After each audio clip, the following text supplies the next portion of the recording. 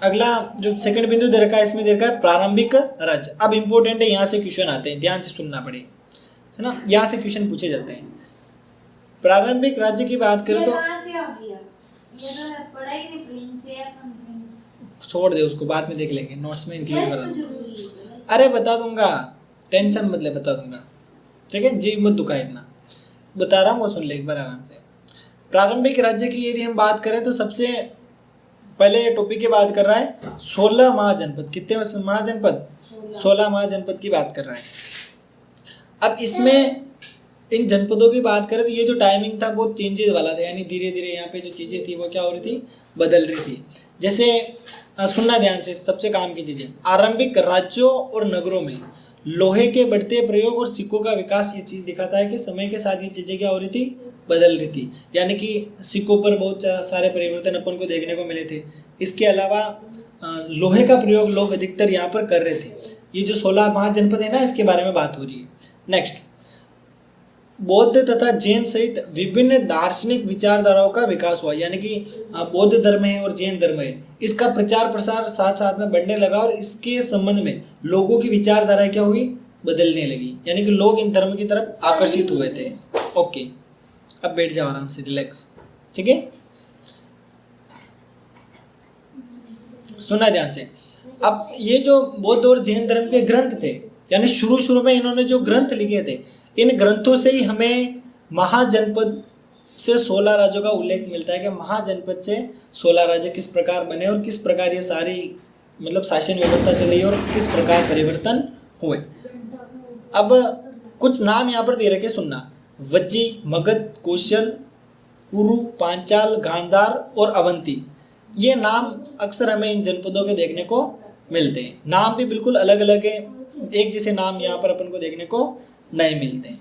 ये महाजनपद हैं जो सबसे इम्पोर्टेंट है, अधिकतर यहाँ पर की शासन व्यवस्था क्या थी, ज़्यादा प्रसिद्धि थी और इन्होंने अधिक समय तक शासन किया था, ऐसा कहा जा सकता है। देखो लिख रखा है, अधिकांश महाजनपदों पर किसका शासन होता था, राजा का शासन होता था। किसका शासन होता था, राजा का। लेकिन गण और संघ के नाम से प्रसिद्ध राज्यों में लोगों का समूह भी शासन करता है। देख ले, अब मैं पूछूंगा प्रश्न कि शासन किस प्रकार होता है, महाजनपद में शासन किस प्रकार होता है, तो 2 तरीके से होता है। कितने तरीके से, 2। पहला तरीका कौन शासन करेगा, राजा। दूसरे तरीके में लोगों का समूह। क्लियर, बिल्कुल याद रह गया ये। इस समूह का प्रत्येक व्यक्ति खुद को क्या कह लेता, राजा कह लेता, ऐसे कह सकते हैं। अब भगवान महावीर की बात करें और भगवान बुद्ध की बात करें तो ये इन गणों से क्या थे, संबंधित थे। किससे संबंधित थे, अभी जिसके बारे में बात की ना, उससे ही संबंधित थे। अगला है वज्जी संघ। कौन सा संघ, वज्जी संघ। इसमें राज्यों में भूमि सहित अनेक आर्थिक स्रोतों पर राजा गण सामूहिक नियंत्रण रखते थे, यानी कि वज्जी में क्या था कि जो भूमि थी और इसके अलावा भी कई चीजें थी जिस पर राजा का प्रत्यक्ष या अप्रत्यक्ष रूप से कंट्रोल रहता था। प्रत्येक महाजनपद की एक राजधानी होती थी, जैसे आज राजधानी है ना अपने, हर एक राज्य की राजधानी है, उस प्रकार पहले जो भी जनपद थे उन जनपद भी क्या थी, एक राजधानी होती थी। अब जो राजधानी होती है जिस पर किल्लेबंदी की जाती, क्या की जाती, किल्लेबंदी, यानी कि चारों तरफ एक दीवार बना देते। अभी आगे चित्र आएगा, बताऊंगा मैं, ठीक है। और जो सेनाएं होती थी वो उसका क्या करती थी, रख रखाव करती थी। क्या करती थी, राजधानी का रख रखाव का काम कौन करती थी, सेना। अब ये देख लो, पूरा मैप दे रखा है, इसको समझ लो, सब समझ आ जाएगा। आरंभिक राज्य और उनकी राजधानी, कौन कौन सा राज्य है और सारी चीज़ें बता रखी है। अब सबसे पहले ऊपर की ओर कंबोज दे रखा है ना, कंबोज, उसके बाद गांधार, मत्स्य, कुरु, पांचाल, अवंती, चेदी है ना, वत्स, काशी, कौशल, मल्ल, वज्जी, मगध, अंग और वंग, और नीचे नीचे दे रखा है अश्मक, दे रखा है ना। तो ये जो इलाके देखो, अपने भारत का मैप भी दिख रहा है ना, ये जैसे इंद्रप्रस्थ का है, हरियाणा का इलाका ये ना है, आई छत्रपुर, ये अपन से ही संबंधित है। और कुरुक्षेत्र के नाम से जहाँ पर युद्ध हुआ था, ये हरियाणा में ही है। पता है ना कुछ चीज़ें, तो क्या आज का हरियाणा ही जानती है, वो हरियाणा के गाने ही सुनती है, इतिहास नहीं जानती हरियाणा का, ये गेट बंद कर दे थोड़ा सा, मच्छर बहुत परेशान करते हैं। नहीं, ये दे रखा है। इसके अलावा ये मत्स्य अपने राजस्थान का है, देख ले, थोड़ा सा आइडिया लगा। मत्स्य कहाँ है? राजस्थान का। और मथुरा कहाँ का है? मथुरा कहाँ का है बता? सूरसेन मथुरा, मत्स्य के पास। उत्तर प्रदेश का है ना? उत्तर प्रदेश का ये, तो थोड़ा दिमाग में ला।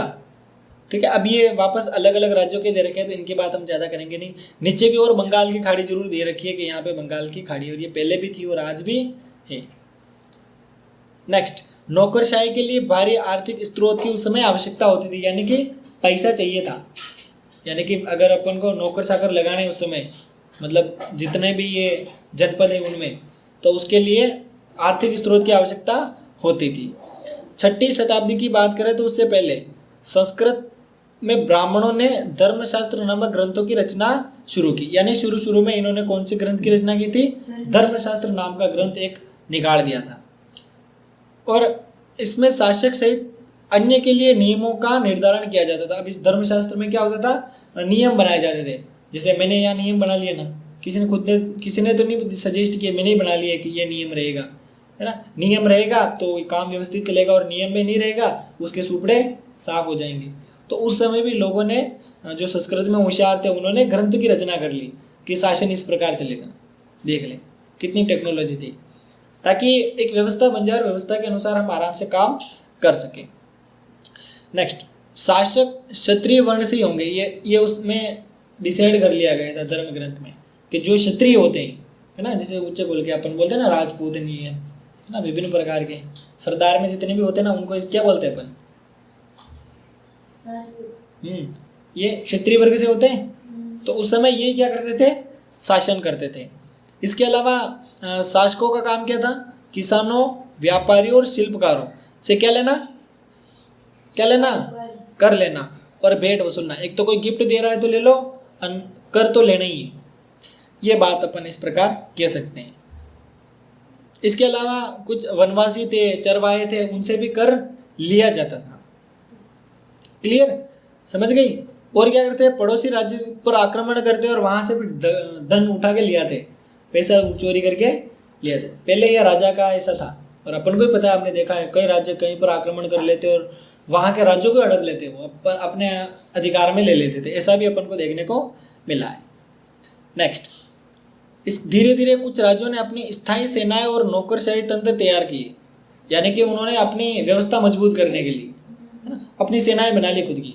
क्या सेना एक बार बन गई तो क्या है, जाओ पड़ो ऊपर, टूट पड़ो और उस इलाके को क्या करो, हड़प लो, वहाँ के जो भी धन व्यवस्था है सब कुछ ले लो। अब अन्य राज्य भी क्या थे? सहायक सेना पर ही निर्भर थे। दूसरे जिसने सेना बनाई उससे गर्जा करने लगे, यार हमारे भी थोड़ा बहुत धन वसूल करवा दे, तेरी सेना को भेज दे, आधा आधा कर लेंगे। ऐसे प्लानिंग करने लग गए थे जिनके पास सेना नहीं थी। फिर धीरे धीरे उन्होंने भी बिल्ड कर ली होगी। और सुनना, सहायक सेना पर निर्भर थे जिन्हें प्राय कृषक वर्ग से नियुक्त किया। जो कृषक वर्ग से थे उनको सेना में शामिल कर लिया जाता था। तो इस प्रकार अपन को ये जनपद के बारे में जानकारी मिलती है। मेरे हिसाब से समझ में आ रहा होगा, ज़्यादा कठिन तो नहीं है। अरे कुछ नहीं है।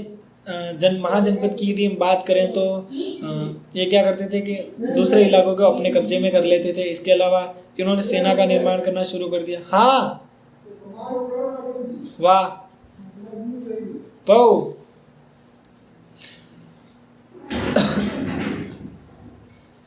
अब मगध की बात करते हैं, इसमें और थोड़ी चीजें क्लियर हो जाएगी। ठीक है, एक एग्जाम्पल के तौर पर ले लेते हैं अपन।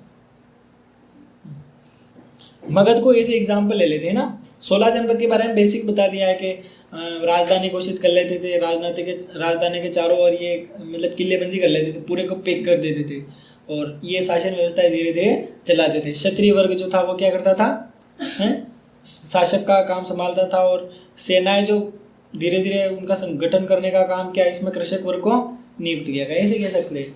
तो धीरे धीरे ये चीज़ें ओरली याद हो जाएगी। फर्स्ट टाइम सिर्फ इन तथ्यों को समझो बस। अब अपन बात करते हैं 16 महाजनपदों में सबसे पहला जो जनपद है उसका नाम क्या है? मगध। मगध की बात कर लेते हैं। मगध की यदि हम बात करें तो ये आज का बिहार है। क्या है? बिहार। बिहार को पहले किस नाम से जाना जाता था? मगध के नाम से। और बिहार एक समय बहुत ही शक्तिशाली महाजनपद बन गया था। अब मगध क्षेत्र की यदि हम बात करें, किसकी, मगध क्षेत्र की यदि हम बात करें तो यहाँ पर खेती होती थी, क्या खेती, वो बहुत ज़्यादा हो जाती थी और बहुत अच्छे तरीके से यहाँ पर कृषि का काम किया जाता था। इसके अलावा यहाँ पर कौन सी खदानें मिली है, लोहे की खदानें। कौन सी खदानें, लोहे की खदानें।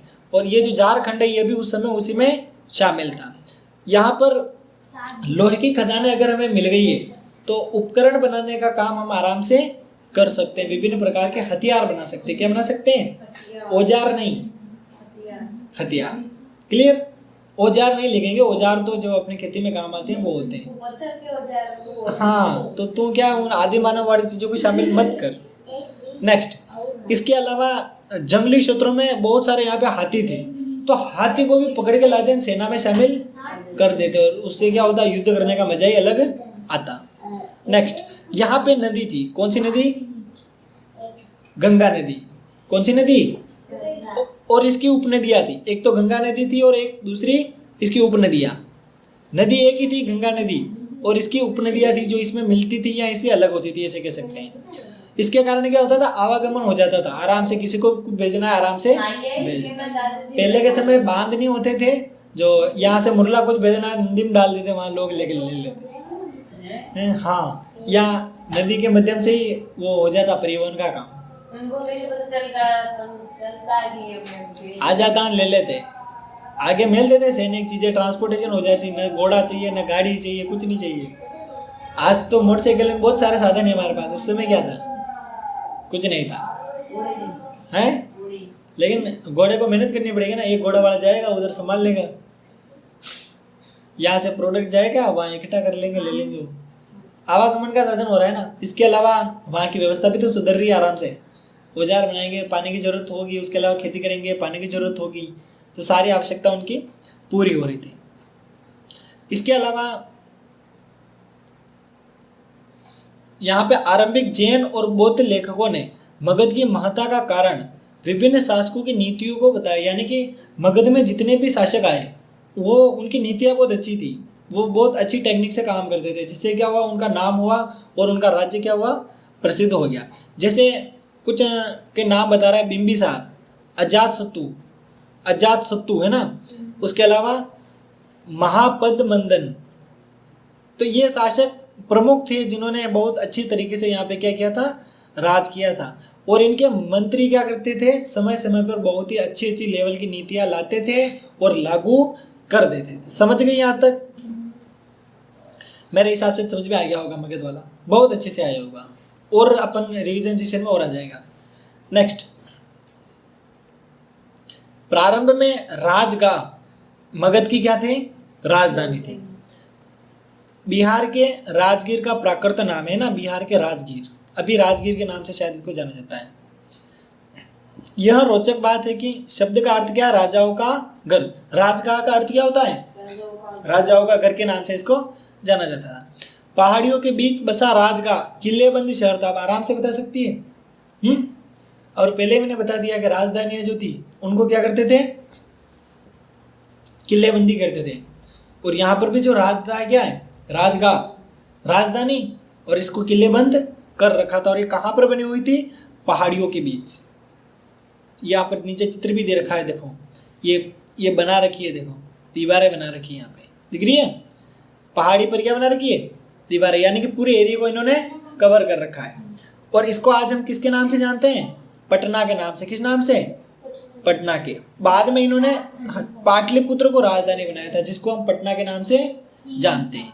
गंगा के रास्ते आवागमन के मार्ग पर महत्वपूर्ण अवस्थित थी, यानी कि गंगा नदी के किनारे बसा था ना, इसीलिए मतलब पानी की भी आवक थी और अच्छे से यहाँ पर उनकी जो सारी चीज़ें वो पूरी हो जाती थी, ऐसे कह सकते हैं। ये कैसे हुआ, पाटलिपुत्र बन गई है तो बाद में, हाँ बाद में, नेक्स्ट बात हो रही है, ठीक है। शताब्दी चेंज हुई है तो उसकी बात हो रही है, क्योंकि राजा क्या करते हैं, बदलते रहते हैं, और राजधानियाँ भी समय समय पर बदल देते हैं। नेक्स्ट, मगध के विकास के, हाँ अब अगला टॉपिक है आरंभिक साम्राज्य। कौन सा है, आरंभिक साम्राज्य। इसको पढ़ा रहा हूँ, तू आराम से कुछ भी पढ़ ले, कुछ चित्र बना ले, ठीक है। बाकी कुछ चीज़ें और क्वेश्चन दे दूंगा तुम्हें मैं। मगध के विकास के साथ साथ मौर्य साम्राज्य का उदय हुआ था। मौर्य साम्राज्य भी इसी से संबंधित था। अब सबसे महत्वपूर्ण प्रश्न पूछा जाता है कि मौर्य साम्राज्य का संस्थापक कौन था, बताओ। वो चंद्रगुप्त चंद्रगुप्त मौर्य। और कब हुई थी इसकी स्थापना? 321 ईस्वा पूर्व। कब हुई थी? 21 ईसा पूर्व। अब कहाँ पर इसका शासनकाल था? अफगानिस्तान और बलूचिस्तान, जो कि मतलब अफगानिस्तान पाकिस्तान से भी उधर है, पाकिस्तान से भी उधर है आगे की ओर। जम्मू है ना, जम्मू के बीच पाकिस्तान और फिर आगे अफगानिस्तान, वहां तक किसका शासन फैला हुआ था? मौर्य साम्राज्य का। किसका पता रह जाएगा? 2 नाम याद रखना, पूछूंगा प्रश्न यहीं से आएगा तेरे लिए, कठिन प्रश्न। अफगानिस्तान और बलूचिस्तान, ये पश्चिमोत्तर याद मत रखना, इतिहास याद रखना। अफगानिस्तान और बलूचिस्तान तक फैला हुआ था। उनके पौत्र अशोक ने, अब किसका पौत्र है इसको छोड़ो, आरंभिक भारत का सर्व प्रसिद्ध शासक माना है। मतलब ये जो अशोक था, इसको मतलब विश्व प्रसिद्धि हासिल थी, यानी कि इसने बड़े बड़े राज्यों को क्या कर दिया था? हरा दिया था। और कलिंग, जिसको हम आज उड़ीसा के नाम से जानते हैं, उस पर भी विजय प्राप्त कर ली थी। अगला है मौर्य वंश के बारे में जानकारी प्राप्त करना है, यानी कि हमें ये सारी बातें कहाँ से पता चली, हमें मौर्य वंश के बारे में जानकारी कैसे पता चली। देखना, मौर्य वंश की यदि हम बात करें तो इतिहासकार विभिन्न प्रकार के स्रोतों का प्रयोग करते हैं और उसके अनुसार क्या करते हैं, बताओ। उसके अनुसार पता लगा। हाँ, कि कौन कौन सी चीज़ें हुई थी, उन सभी के बारे में पता लगा सकते हैं। हाँ, इसमें पुरातात्विक प्रमाण भी क्या है, शामिल है। जैसे मूर्तिकला के बारे में, मौर्य साम्राज्य की जो मूर्तियाँ थी वो विशेष प्रकार की थी, उनमें कुछ अलग रचना थी। चंद्रगुप्त मौर्य के दरबार में एक यूनानी राजदूत था मेगस्थनीज, इसने भी शायद कोई ग्रंथ लिखा होगा। उस ग्रंथ में इसने चंद्रगुप्त मौर्य के बारे में कुछ बातें लिख दी होगी। मैंने बोला जो तो वो एक ऋषि थे, पाकिस्तान से आए थे, मुनि ऋषि कोई थे। अभी नहीं है, आएगा तो मैं बता दूंगा। पहले पूरा टॉपिक पढ़ लेते हैं, फिर तेरी बात पे इंक्लूड हो गई तो मजे की बात है, नहीं हुई तो अलग से डिस्कस कर लेंगे, ठीक है। नेक्स्ट, इसके अलावा इसमें दे रखा है एक और स्रोत जिसका उपयोग प्राय किया जाता था, अर्थशास्त्र। ये जो चंद्रगुप्त था, इसके समय अर्थशास्त्र का बहुत ज़्यादा महत्व था। अर्थशास्त्र जो थी, इसकी रचना किसने की थी? कौटिल्य ने की थी, जिसको हम चाणक्य के नाम से जानते हैं। और आज भी हम इंस्टाग्राम व्हाट्सएप पे देखते हैं चाणक्य नीति है, चाणक्य नीति के अनुसार। ए बेटा साइलेंट, बिल्कुल साइलेंट। इन्हीं मुनियों की बात कर रही थी। चाणक्य जो था, ये चंद्रगुप्त का क्या था? मंत्री। क्या था? मंत्री। और मौर्य शासकों में जैसे कुछ दे रखा है, परवर्ती जैन, बौद्ध और पौराणिक ग्रंथ, उसके अलावा संस्कृत वाङ्मय है ना, इन सभी में मौर्य वंश के बारे में अपन को जानकारी मिलती है। और इसके साक्ष्य भी बड़े उपयोगी है। लेकिन पत्थर और स्तंभ, क्या क्या? पत्थर और स्तंभ, ये अशोक के सबसे बहुमूल्य चीजें थी या महत्वपूर्ण चीजें थी, ऐसे कह सकते हैं। पत्थर और स्तंभ, यानी कि पत्थरों की विविध अच्छे प्रकार के पत्थर इसने प्रयोग किए, और इसके जो स्तंभ थे उनकी कलाकृति बिल्कुल डिफरेंस थी, हम ऐसे कह सकते हैं। नेक्स्ट, अशोक की बात करें तो ये पहला सम्राट था जिसने अधिकारियों और प्रजा के लिए संदेश प्राकृतिक पत्थर और पॉलिश किए हुए स्तंभ पर लिखवाए। देखना, सुनना ध्यान से, अधिकारियों और प्रजा के लिए, यानी ये जो भी संदेश देना चाहता था, है ना, जो भी इसने रचनाएं करवाई वो सारी इसने कहाँ कहाँ लिखवा दी? पत्थरों पे लिखवा दी, और उन्हें जगह जगह लगवा दी। इसीलिए तो बोलते हैं अशोक का शिलालेख, विभिन्न प्रकार के शिलालेख जो हमें अलग अलग स्थानों से मिलते हैं। ये इसने सबसे बड़ा दिमाग लगाया। नेक्स्ट, सबसे इम्पोर्टेंट चीज़ें इस लेसन की, अशोक ने अपने अभिलेखों के माध्यम से धम्म का प्रचार किया। किसका प्रचार किया? धम्म। अब इसमें धम्म से हम क्या समझते हैं? बड़ों को आदर सम्मान देना, सन्यासी और ब्राह्मण, इनके प्रति उदारता। इनके प्रति क्या? उदारता, मतलब अच्छी भावना, है ना। इनका आदर सम्मान नहीं, इनके प्रति अच्छी भावना विकसित करें। और सेवक और दास जो है उनके प्रति भी अच्छा व्यवहार करें। उसके अलावा दूसरे धर्म और परंपराओं का भी क्या करें? आदर करें, ताकि वो भी अच्छे से शासन चला सके। क्लियर? बिल्कुल यहाँ तक समझ में आया कि नहीं आया? अगला बिंदु है बिंदु 3.2। इसमें दे रखा है साम्राज्य का प्रशासन। अब 5 प्रमुख राजनीतिक केंद्र दे रखे हैं, राजधानी क्या बता रखी है, पाटलिपुत्र।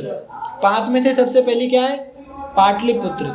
और इसके अलावा 4 क्षेत्र कौन कौन से, प्रांतीय क्षेत्र, तक्षशिला, उज्जैनी, तोसली, सुवर्णगिरी, ये 4 स्थान अलग से दे रखे। जल्दी से नाम रिपीट करो, पाटलिपुत्र, तक्षशिला, उज्जैनी, तोसली, सुवर्णगिरी। क्लियर बिल्कुल। इन सभीयों का उल्लेख अशोक ने अपने अभिलेखों में कर रखा है। आधुनिक पाकिस्तान की यदि हम बात करें तो इसके सीमांत प्रदेश से लेकर आंध्र प्रदेश, उड़ीसा, उत्तराखंड, हर एक इलाके में अशोक के ऐसे स्तंभ लगे हुए हैं जिसमें उसने उसका ज्ञान दिया है। हम भी ऐसा ज्ञान तैयार करें और ऐसे पत्थरों का डेवलपमेंट करें और उसे जगह जगह लगा दें ताकि अपने ज्ञान का भी क्या हो, प्रसार। समझ गई कि नहीं? क्लियर बिल्कुल। और कुछ? अब मैप दे रखा है, इसको भी देख ले तू, इसमें क्या क्या बता रखा है। जैसे महाशिलालेख कहाँ लगा रखे हैं, लघु शिलालेख कहाँ लगा रखे हैं, अभिलेख स्तंभ कहाँ लगा रखे हैं, ये अशोक से संबंधित है। ठीक है। बेराट एक स्थान है जहाँ पे अशोक का स्तंभ लगा हुआ है। कौन सा? लघु शिलालेख लगा हुआ है। ठीक है। बेराट के अलावा भी बहुत सारे स्थान है जहाँ पे अशोक ने क्या कर रखे, अपने शिलालेख लगा रखे हैं। ये अपन दक्षिण भारत में देखते हैं तो यहाँ पे लघु शिलालेख बहुत ज़्यादा दिख रहे हैं, और मिडिल में देखें तो ये गिरनार, सोपारा, सन्नति, है ना, कलिंग, जोंगढ़ और शिशुपालगढ़, ये जो स्थान है यहाँ पे इसने महाशिलालेख लगा रखे हैं। बीच बीच में इसने स्तंभ शिलालेख लगा रखे हैं, और बेराट, बहपुर, टोपरा, ये यहाँ पर अलग अलग स्थान दे रखे हैं। और उत्तर भारत में यदि तू देखेगी ना तो यहाँ पे इसने कौन सी शिलालेख लगा रखे हैं? महाशिलालेख। इस मैप में तो आराम से देख सकती है सारी चीज़ें। ठीक है। तो इस प्रकार इसने विभिन्न प्रकार के केंद्रों का सिलेक्शन किया, और यहाँ पे यदि कुछ और चीज़ें दे रखी है, जैसे व्यापार मार्ग है ना, तक्षशिला और उज्जैनी बहुत ज़्यादा दूरी पर थे, फिर भी दोनों के बीच क्या होता था, व्यापार होता था। जैसे कि सुवर्णगिरी, यहाँ पे सोने का पहाड़ है ना, सोने की खदान यहाँ पर है कर्नाटक में, तो यहाँ से भी जो उपयोगी सामान था वो ट्रांसपोर्टेशन होता था, एक जगह से दूसरी जगह जाता था। मैं क्या बोल रहा हूँ सुन लेना सीधा ही। 2 स्थान का नाम दे रखा है इसने। कितने स्थान का नाम? 2। सबसे पहला स्थान है तक्षशिला और दूसरा है उज्जैनी। तक्षशिला और, सुन ले मैं बोल रहा हूँ ना, तक्षशिला और उज्जैनी। कहाँ पे उसे क्या काम है, सुन ले, दिमाग में बिठाना है। तक्षशिला और उज्जैनी। अभी ये बोल रहा है कि ये उज्जैनी, मतलब ये दोनों बहुत ज़्यादा दूरी पर थे, फिर भी ये जो कर्नाटक का इलाका है ना, ये उसके आसपास ही, उज्जैनी के आसपास, देख ले भले मिल जाएगा तेरे, यहाँ कहीं होगा उज्जैनी। तो यहाँ से ये ऐसे बोल रहा है, इसके उद्देश्य समझ ले। ये बोल रहा है कि सुवर्णगिरी पर सोने की खदानें थी, तो यहाँ से बहुमूल्य सामग्री निकाली जाती और वो कहाँ पे पहुँचती, तक्षशिला तक पहुँच जाती, यानी वहाँ पर भी इसके अवशेष अपन को मिले।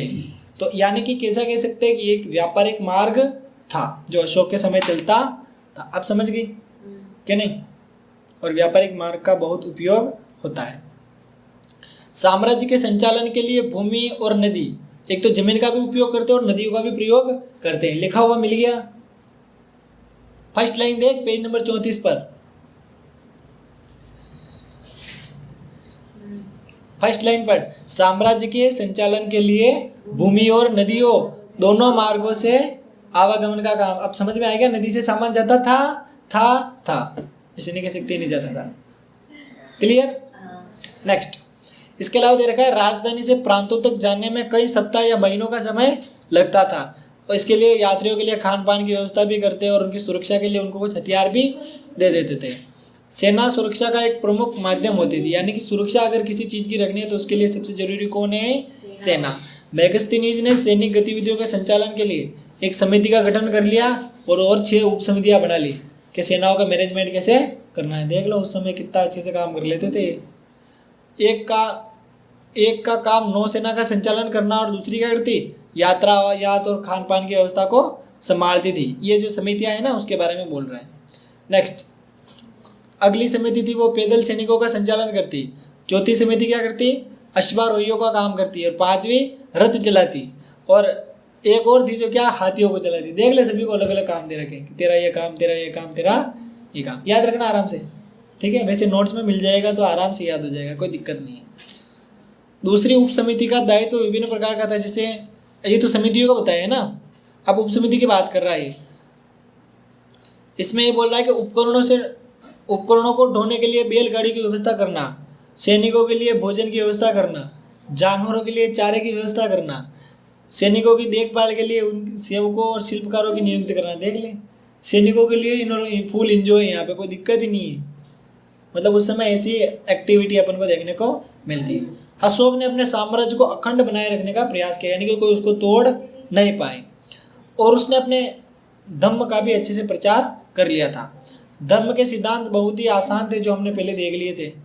अब ये मौर्य साम्राज्य कितना महत्वपूर्ण था, तो इस हिसाब से हम कह सकते हैं कि मौर्य साम्राज्य बहुत ही महत्वपूर्ण था। कितनी सारी व्यवस्था इसने कर रखी थी, अलग अलग समितियों का गठन करना और सेनाओं का भी मैनेजमेंट करना, और रथ है, घोड़सवार है, बैलगाड़ी की व्यवस्था करना, खाने की व्यवस्था करना। इसने अलग अलग फैकल्टी बना ली थी उस समय, साइंस, कॉमर्स, आर्ट्स। आज के समय है ना, उसने वैसा दिमाग पहले लगा लिया।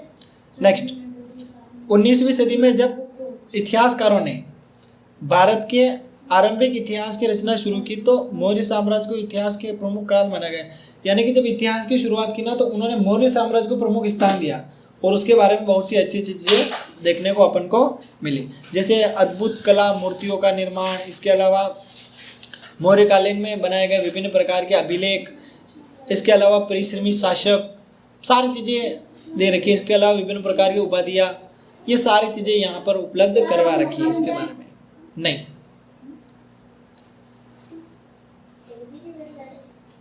अब कल हम पढ़ेंगे राजधर्म के नवीन सिद्धांत, ठीक है। ये ज़्यादा कुछ इंपॉर्टेंट है नहीं है, ठीक है, समझ में आ गया। अब इसको घर पे रीड करेंगे ना, तो कल और अच्छे से समझ में आएगा, और घर पे नहीं पढ़ा तो कल वाला कठिन लगेगा। सिंपल सा ऑप्शन है, यहाँ तक पढ़ाया है तो आज पढ़ लेना, घर पे जाके टिक कर दे कि यहाँ तक मेरे को पढ़ना है, ये मेरा टास्क है। जल्दी से टिक्की लगा दे, अरे हाँ, टिक्की क्या लगाना? जल्दी लगा, यहाँ तक पढ़ूंगी।